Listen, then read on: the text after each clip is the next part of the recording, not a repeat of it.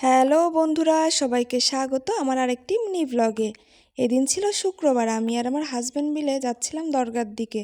যারা বাগেরহাট থাকেন তারা অবশ্যই জেনে থাকবেন, শুক্রবার এবং মঙ্গলবার দরগায় বাজার বসে, মানে হাট বসে। তো আমরা একটু বাজার করব, একটু ঘোরাঘুরি করব, এর জন্য আমরা বাসা থেকে বের হয়েছিলাম। তো এই যে আমরা ইতিমধ্যে দরগায় চলেও এসেছি।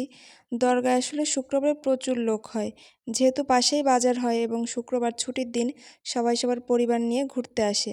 তো যথারীতি এদিনও দরগায় প্রচুর লোক ছিল। আসলে দরগা এমন একটি জায়গা যেখানে গেলে মনটা আসলে অনেক ভালো হয়ে যায়। যাই হোক, আমরাও একটু দরগায় ঘোরাঘুরি করছিলাম, একটু টুকটাক খাওয়া দাওয়া করলাম দরগা থেকে। তারপর আমরা গিয়েছিলাম বাজারের দিকে আমাদের বাড়ির জন্য সবজি বাজার করতে।